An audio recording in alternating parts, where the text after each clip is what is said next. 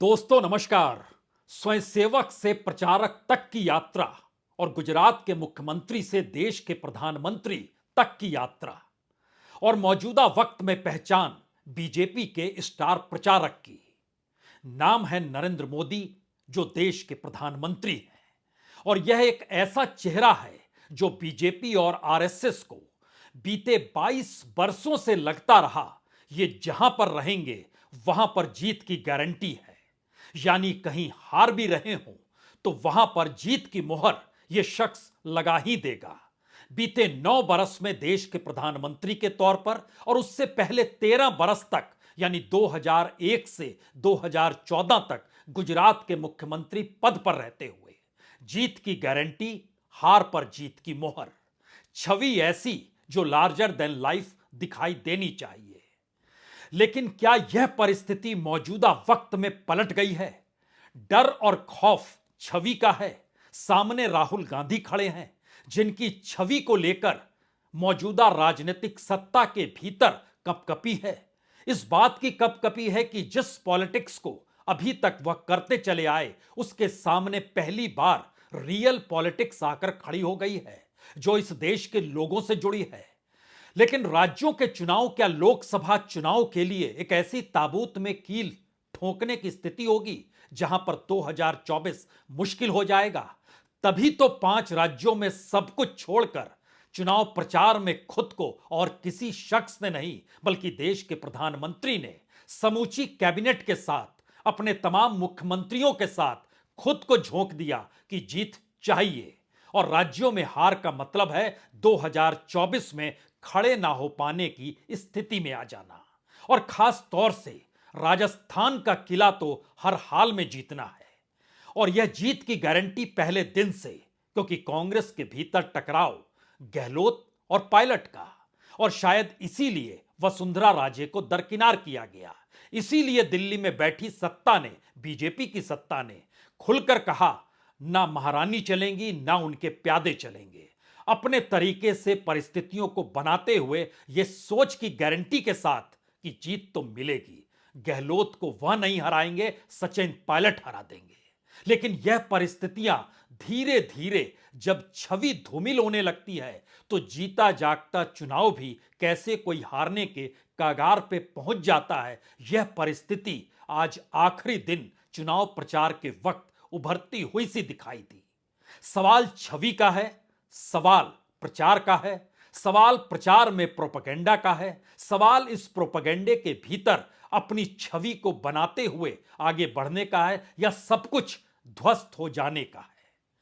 हमें लगता है डर और खौफ ऐसा भी आ जाएगा, वह भी राहुल गांधी की उस छवि का जो भारत जोड़ो यात्रा से निकली, या फिर इस दौर में जो कुछ भी गढ़ा गया राहुल गांधी को लेकर, अगर उसे नए तरीके से कांग्रेस और राहुल ने खड़ा किया तो अब डर किताबों तक को लेकर आ गया।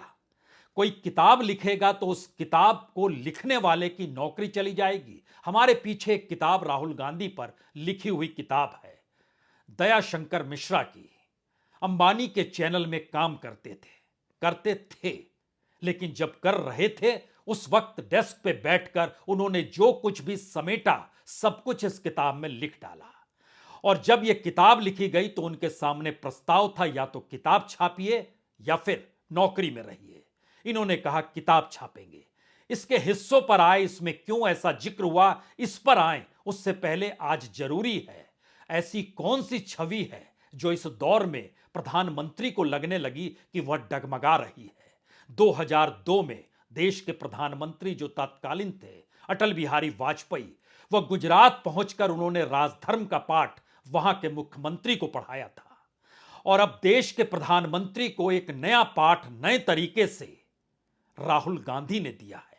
यह सवाल पनौती का बिल्कुल नहीं है, क्योंकि पनौती तो खेल के मैदान का हिस्सा था, लेकिन राजनीतिक मैदान में भी यह परिस्थिति आएगी या नहीं आएगी, इंतजार तो 3 दिसंबर का करना होगा। लेकिन पहले छवि का सवाल, एक ऐसी छवि जो इस देश में अडानी के जरिए बनी, जो कि इस देश के भीतर लगातार नए तरीके से मैनिपुलेशन कैसे शेयर बाजार में कर रहे थे और उनके नाम के साथ क्या क्या कुछ जुड़ा वह छुपा हुआ नहीं है। लेकिन प्रधानमंत्री ने चुप्पी उन पर नहीं तोड़ी। अमित शाह की पहचान इस दौर में एजेंसियों के जरिए किसे डराना धमकाना, किसकी चौखट पर पहुंचकर क्या कुछ करवाना है, यह पहचान लिए हुए अमित शाह की छवि राहुल गांधी ने गढ़ी और नई छवि में तिकड़ी छवि प्रधानमंत्री मोदी की। आइए एक एक पन्नों को खोलेंगे। पहला पन्ना उस छवि का जो इस दौर में राहुल गांधी ने इस देश के प्रधानमंत्री, देश के गृह मंत्री, देश के सबसे बड़े कॉरपोरेट गौतम अडानी को लेकर गढ़ दिया, वह भी खुलेआम चुनावी रैली में। देखिए भाई और बहनों, जेब कतरे सबसे पहले क्या करते हैं? सबसे पहले 3 लोग आते हैं, अकेला नहीं आता। सबसे पहले क्या होता है, एक बंदा सामने आता है, आपके ध्यान को इधर उधर करता है ना, उल्टी सीधी बात बोल देगा। पीछे से एक और बंदा आता है, वो जेब काट देता है, सही। और तीसरा बंदा देखता है कि अगर जिसका जेब कटा, अगर इसने कोई आवाज की तो उस पर आक्रमण कर दें, उसको डरा दें। ऐसे जेब काटी जाती है। ध्यान इधर उधर करने वाला नरेंद्र मोदी, जेब काटने वाला अडानी और बाद में लाठी मारने वाला अमित शाह। ध्यान दीजिए, यह सीधी चोट देश के प्रधानमंत्री को लेकर नहीं है। यह सीधी चोट इस देश के भीतर जो आर्थिक गड़बड़ी हो रही है, जो लूट हो रही है, जो एजेंसियों का इस्तेमाल हो रहा है और उसमें सामूहिकता का बोध सत्ता के भीतर कैसे समाया हुआ है, उसको उभारने की कोशिश राहुल गांधी कर रहे हैं। यह छवि 2019 में जो चौकीदार चोर है के नारे के साथ बनाई गई, गढ़ने की कोशिश की गई, उससे हटकर है। उस दौर में निशाने पर सिर्फ प्रधानमंत्री मोदी थे। इस दौर में लूट को लेकर सत्ता के सामूहिकपन का हिसाब किताब राजनीतिक तौर पर चुनावी रैलियों में राहुल गांधी हवा में उछाल रहे हैं। लेकिन अगला सवाल कोई भी पूछेगा, इससे क्या होगा? और इससे क्या वाकई प्रधानमंत्री मोदी की छवि पर असर पड़ा, या वो ये मानकर चल रहे हैं कि राजस्थान तो हम जीत ही जाएंगे? और राजस्थान जीतना शायद उनकी पहली और आखिरी जरूरत भी है, क्योंकि राजस्थान में मुकाबला गहलोत से है और अगर गहलोत से चुनाव हार गए तो इसका मतलब है कि 2024 में वह राहुल गांधी के सामने भी खड़े नहीं हो पाएंगे।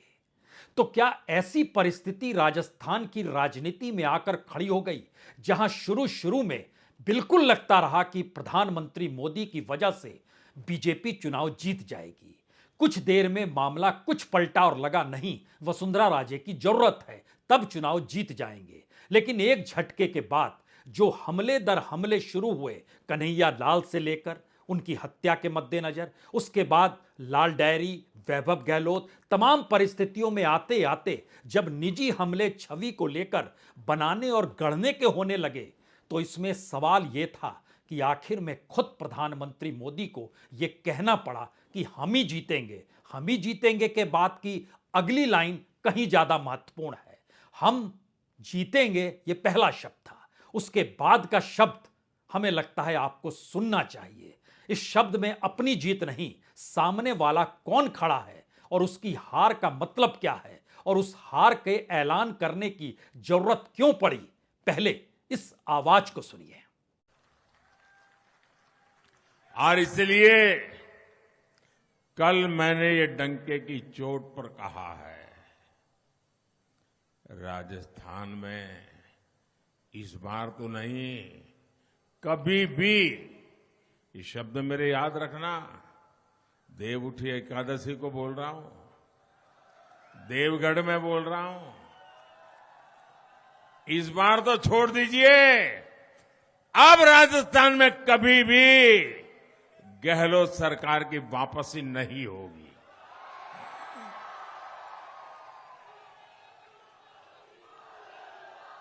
तीन बातें साफ है। पहली बात, राजस्थान में प्रधानमंत्री मोदी का मुकाबला गहलोत से है। दूसरी बात, गहलोत भी अगर चुनाव ना हारे या उन्हें भी प्रधानमंत्री मोदी ना हरा पाए तो आने वाले वक्त में नहीं बल्कि अभी से यानी 3 दिसंबर से उल्टी गिनती मोदी सत्ता की शुरू हो जाएगी।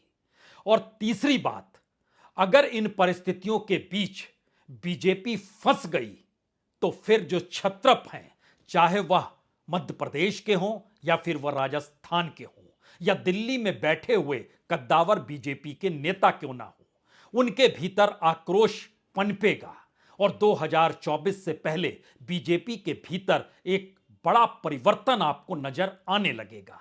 लेकिन सवाल उसके आगे का है, उस रणनीति का है जो छवि से आगे निकलती है, प्रधानमंत्री मोदी के जीत के दावे के बाद गढ़ी जाती है। और उस गढ़ी हुई राजनीति के भीतर अशोक गहलोत जब खुले तौर पर इस बात का ऐलान करते हैं कि चाहे छत्तीसगढ़ में महादेव ऐप का जिक्र हो, चाहे राजस्थान के भीतर लाल डायरी का जिक्र हो, घबराहट कैसी? सरकार को तो जांच करनी चाहिए, सब कुछ तो उसके पास है, सारी एजेंसी पास में है, सारे तौर तरीके हथकंडे उसके पास हैं, फिर जांच क्यों नहीं? चुनाव में इस बात को उठाया क्यों गया? और खुले तौर पर गहलोत जब इसका ऐलान करना चाहते हैं, वह भी चुनाव प्रचार के आखिरी दिन, कि अगर चुनाव जीते या हारें, दोनों परिस्थितियों में इसकी जांच होनी चाहिए और सुप्रीम कोर्ट के रिटायर्ड जज से यह जांच होनी चाहिए कि लाल डायरी का मसला राजस्थान में कैसे खड़ा किया गया और किस तरीके से सिलसिलेवार तरीके से खड़ा किया गया, जबकि उसकी अपनी कोई जमीन नहीं। तो इसके मतलब क्या है? लेकिन पहले इस बात को सुनिए जरूर। एक मांग मैं करना चाहूंगा महादेव ऐप के बारे में और लाल डायरी के बारे में। सुप्रीम कोर्ट के रिटायर्ड जज से जांच होनी चाहिए कि ये जो षड्यंत्र किया बीजेपी ने चुनाव चलते हुए, चुनाव जीतने के लिए, ये बहुत बड़ा षड्यंत्र है। इसकी जांच होनी चाहिए कि ये किसने षड्यंत्र रचा, किसको पकड़ा वहां रायपुर के अंदर, किसे जबरदस्ती साइन करवाए बयान के ऊपर। वही बयान बदल रहा है कि मैं जानते नहीं हूं बघेल को। तो और लाल डायरी, कौन सी लाल डायरी? ईडी इनके पास, इनकम इनके पास। अगर लाल डायरी इनके पास है तो उस पर कार्रवाई क्या की? ये लोग एक्सपोज तो हो देश के अंदर कि तुम षड्यंत्रकारी बने हुए हो, आप षड्यंत्र करके देश की सरकारों में चुनाव जीतना चाहते हो, मुख्यमंत्री अरेस्ट करना चाहते हो। तो क्या चुनावी हार के डर से मुख्यमंत्रियों को भी अरेस्ट यानी गिरफ्तार करने का प्लान दिल्ली ने बनाया हुआ है? यह सवाल और कोई नहीं बल्कि मौजूदा वक्त में गुजरात के मुख्यमंत्री अशोक गहलोत ने उठाया। और ध्यान दीजिए तो इसी दायरे में छत्तीसगढ़ के मुख्यमंत्री भी आरोपों के कटघरे में इसी लिहाज से खड़े किए गए कि उनकी गिरफ्तारी कभी भी की जा सके। तो क्या यह माना जाए, प्रधानमंत्री मोदी जिनका अपना सत्ता का राजनीतिक कैरियर 22 बरस का है, उसको लेकर पहली बार चुनौती एक ऐसे राजनीतिक मैदान में एक ऐसे शख्स से मिली है जिसने उस छवि को ही बदल डाला, जिस छवि के आश्रय मुख्यमंत्री या कहें प्रचारक से मुख्यमंत्री, मुख्यमंत्री से प्रधानमंत्री तक का सफर तय किया गया। और यह मुश्किल हालात इससे पहले कभी नहीं थे। तो क्या वाकई 3 दिसंबर को ऐसा लगने लगेगा कि चुनावी मैदान में भी कोई पनौती हो सकता है? यह परिस्थिति क्यों आ गई? और यह परिस्थिति अगर आ रही है तो क्या यह एक नई परिस्थिति के साथ चुनावी राजनीति में चुनाव आयोग की आंखों का बंद होना है? कोई भी कुछ भी आरोप किसी पर भी लगाए, उसने खामोशी बरती और आखिर में जब सत्ता ही कटघरे में खड़ी नजर आने लगी तो ऐसे में चाहे इलेक्शन कमीशन का दरवाजा बीजेपी ही क्यों ना खटखटाए, उसकी आवाज नहीं निकल पाएगी, क्योंकि हवा के रुख को क्या वह भी समझ रहा है?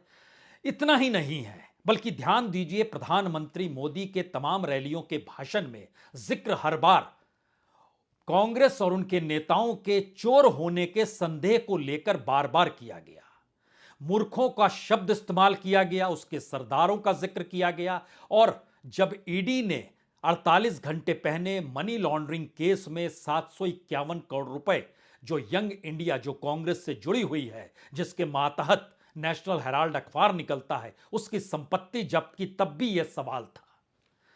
उससे पहले ध्यान दीजिएगा तो ईडी ने 5 दिनों तक राहुल गांधी से भी पूछताछ की और पूछताछ के बाद भी उनकी गिरफ्तारी नहीं हुई। एक लंबा सफर है इस राजनीति का, जिसके दायरे में और जिससे पहले राज्यों के चुनाव आकर खड़े हो गए और 6 महीने के से भी कम वक्त में लोकसभा के चुनाव है। पहला मैसेज, क्या राज्यों के चुनाव और चुनाव के बाद लोकसभा के चुनाव आने से पहले इन दोनों परिस्थितियों के बीच का भाषण, क्या प्रधानमंत्री मोदी जब जिक्र कर रहे थे रैलियों में किसे गिरफ्तार किया जाएगा, किसे छोड़ा नहीं जाएगा, ऐसी परिस्थिति इस देश के सामने आने वाली है क्या, जिससे 2024 को लेकर जीत की गारंटी लगातार जुड़ी रहे?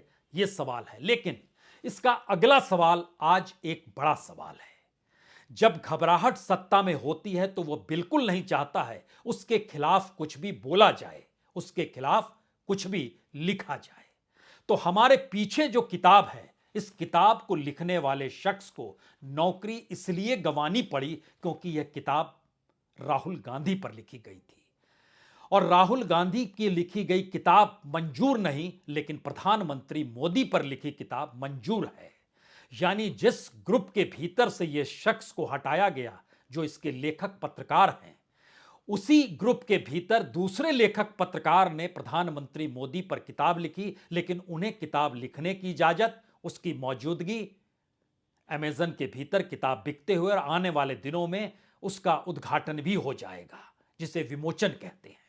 लेकिन इस किताब को लेकर नौकरी चली गई। इस किताब में ऐसा क्या है?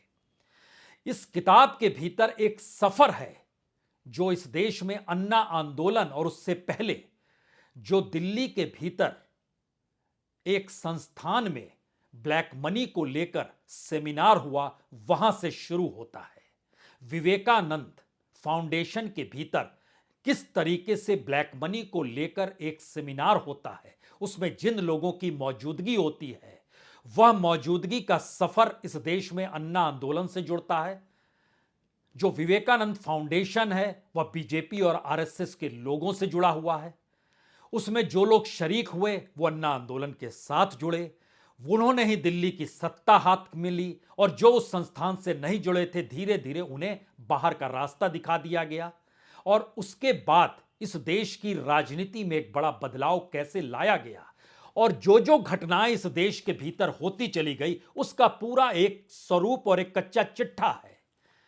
हम आपको उस सफर पर ले चलें या उसके स्थिति में बताएं कि मौजूदा वक्त में यह गले की फांस राहुल गांधी पर लिखना भी क्यों बन गया है। उससे पहले हमें लगता है कि आज एक छोटे से उस चुनावी रैली का जिक्र करना चाहिए जिसको पहले इलेक्शन में, यानी 1952 का जो इलेक्शन था, उसमें 1951 में नेहरू ने जो किया था, जो कहा था अपने मतदाताओं के सामने खड़े होकर, और जो प्रेस कॉन्फ्रेंस मार्च के महीने में इसी बरस राहुल गांधी ने कही थी संसद की सदस्यता खत्म होने के बाद। इन दोनों का जिक्र इस किताब में है और बड़ी बाखूबी तरीके से है। हमें लगता है पहले इसका जिक्र करना चाहिए। नेहरू ने इलाहाबाद की चुनावी रैली में 12 दिसंबर 1951 में, यह किताब है नेहरू मिथक और सत्य, यह पीयूष बोबले की किताब है, उसका हिस्सा इसमें छोटा सा दिया गया है कि नेहरू क्या कहते हैं। नेहरू कहते हैं, शान से अपना काम किया, आजादी की मशाल कभी नहीं बुझेगी, लोकतंत्र की लड़ाई लड़ूंगा, मैं डरने वाला नहीं हूं। अब जबकि एक अरसे बाद मैं यहां इलाहाबाद में आपके सामने खड़ा हूं, तब भी मैं आपसे यह नहीं कह सकता कि मैं लोकसभा का चुनाव लड़ रहा हूं, इसीलिए मुझे वोट दीजिए। मैं यह भी नहीं कह सकता कि अगर आप मुझे वोट नहीं देंगे तो मैं आपको छोड़कर चला जाऊंगा। आपको वोट देना है तो दीजिए, नहीं देना है तो मत दीजिए, मुझे कोई एतराज नहीं। मैं यहां वोटों की भीख मांगने नहीं आया हूं।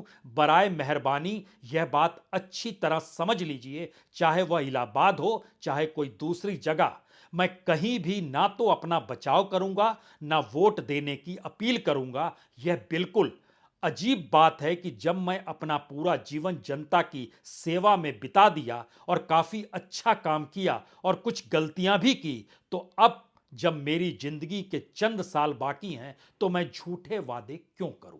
ये नेहरू कह रहे हैं 1951 में। उससे पहले इस देश में एक नेशनल गवर्नमेंट बनी थी जिसमें हर कोई शामिल था, हर धारा के लोग शामिल थे। हिंदू महासभा के व्यक्ति भी उसमें शामिल थे, अंबेडकर भी उसमें शामिल थे, सोशलिस्ट भी उसमें शामिल थे, कम्युनिस्ट भी शामिल थे। और पहला चुनाव हो रहा था तब नेहरू इस बात का जिक्र करते हैं।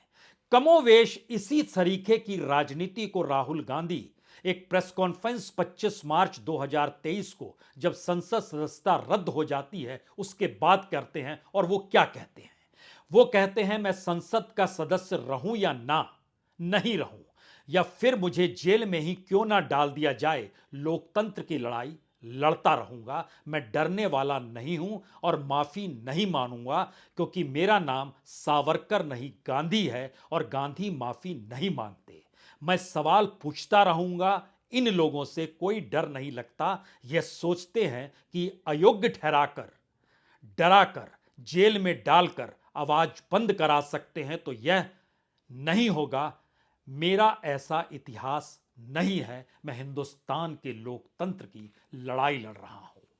यह एक छवि खुद को गढ़ने के लिए नहीं, बल्कि मौजूदा सत्ता को लोकतंत्र के कटघरे में खड़ा करके इस सवाल को पूछने की है, क्या इस देश में संविधान का राज है या नहीं है? कानून का राज रेंगता है या सत्ता अपनी परिभाषा के हिसाब से जो मन चाहे सैसे कर लेती है? और शायद इसीलिए इस किताब की महत्ता यह है कि कोई जब किसी न्यूज चैनल में या डिजिटल फोरम में काम कर रहा होता है तो उसके सामने से सारी घटनाएं गुजरती चली जाती है। और शायद इसीलिए यह किताब उस प्रधानमंत्री मोदी के पूरे काल की उस यात्रा को आपको समझा सकती है, जिसमें मीडिया की भूमिका क्या रही, न्यायपालिका की भूमिका क्या रही, इस देश के संस्थानों की भूमिका क्या रही, इस देश में लिंचिंग क्यों हो रही थी, राजद्रोह के मामले किन पर ठोके जा रहे थे, इस देश के भीतर में भीड़ की हिंसा के साथ साथ गुजरात में दलितों की पिटाई हो, रोहित वेमुला का जिक्र कर लीजिए, कितना अकेला वो शख्स, जेएनयू में राजद्रोह का आना और किस तरीके से गोडसे का उभार होना, सांप्रदायिकता, सावरकर से सेंगोल तक चले जाना, नफरत आना, मणिपुर पर खामोशी बरतना, महिला खिलाड़ियों को लेकर खामोशी बरतना, और इन सारी परिस्थितियों के बीच जो संस्थानों का खत्म होना है, उसमें नोटबंदी हो, इलेक्ट्रल बॉन्ड हो, पेगासस हो, पीएम केयर्स हो, सुप्रीम कोर्ट की मौजूदगी हो, सीबीआई प्रमुख आलोक वर्मा को हटाना हो, चुनाव आयोग हो, ईडी हो, हर चीज का जिक्र सिलसिलेवार तरीके से सिर्फ घटना के तौर पर किया गया है। अब यहां पर एक आखिरी सवाल, क्या राज्यों के चुनाव ने लोकसभा के चुनाव से पहले एक ऐसी जमीन तैयार कर दी है जिसमें सफर करना तो दूर, जिसमें उड़ान भरना मौजूदा सत्ता के लिए मुश्किल होने वाला है? इसीलिए राजस्थान का किला उन्हें बचाना है, हर हाल में बचाना है। इसीलिए प्रधानमंत्री मोदी ने अपनी बात में जिक्र किया, मैं गारंटी ले रहा हूं कि अब कभी गहलोत की सरकार नहीं बनेगी। और यह गारंटी का मतलब है कि बीजेपी अगर चुनाव जीतती है राजस्थान के भीतर, तो जो जमीन छवि के जरिए इस दौर में बिगड़ चुकी है, उसको गढ़ने का काम शुरू हो जाएगा। यह सवाल हो सकता है। लेकिन हम जिस आखिरी सवाल पर आपके साथ आना चाहते हैं, वह इस देश के दो संस्थानों से जुड़ा है, जो सीधे सीधे विपक्ष और सत्ता की अपनी छवि को बनाता या बिगाड़ता है। उसमें मीडिया है और न्यायपालिका है। न्यायपालिका में याद कीजिए 2018 में 4 जजेज की प्रेस कॉन्फ्रेंस, याद कीजिए गगोई का राज्यसभा में जाना, कानून मंत्री रिजिजू का इस देश के जजों को धमकी देना। और जब यह सारी परिस्थिति आती चले जाए तो एक झटके में याद कीजिए 25 नवंबर 2018 की तारीख, जब प्रधानमंत्री सुप्रीम कोर्ट गए थे, उस वक्त चीफ जस्टिस रंजन गोगोई ने एक निमंत्रण भेजा था उनको अंतर्राष्ट्रीय जजों की बैठक का, और वह चुनावी सभा करके सीधे वहीं पर आए और रात के 10:30 बजे तक बैठे रहे। चैम्बर 1 में भी गए, जो चीफ जस्टिस का चैम्बर होता है, वहां बैठकर चाय भी पी। और सामान्य तौर पर चीफ जस्टिस और प्रधानमंत्री की मुलाकात होती नहीं है ऐसे, लेकिन हुई। और उस दौर को अगर याद कीजिएगा, अयोध्या को लेकर फैसला आना था, राफेल को लेकर फैसला इंतजार देश कर रहा था। यह एक स्थिति है। दूसरी छवि का जिक्र मीडिया के जरिए इसलिए क्योंकि दुकान में तब्दील होता हुआ इस दौर में आज तक को हर किसी ने देखा, समझा, परखा। बीबीसी की डॉक्यूमेंट्री पर प्रतिबंध लगना, एनडीटीवी का बिकना, जो मुखर आवाज थी उसको बंद करने की कोशिश करना, विज्ञापनों के जरिए कितना पैसा दिया गया इसका जिक्र इस किताब में भी है, जिसमें बताया गया 2014 से 2022 तक प्रिंट मीडिया को 3,230 करोड़ रुपए विज्ञापन के लिए दिए गए, इलेक्ट्रॉनिक मीडिया यानी टीवी को 3,260 करोड़ रुपए, यानी 3,330 करोड़ रुपए, 3,260 करोड़ रुपए दोनों मिला दीजिएगा तो तकरीबन 6,500 करोड़ रुपए विज्ञापनों के लिए 2022 के दिसंबर तक दे दिए गए। और इस परिस्थिति के भीतर एक एक छोटे छोटे सवाल है। नून रोटी को लेकर रिपोर्ट सरकार बर्दाश्त नहीं कर पाती है।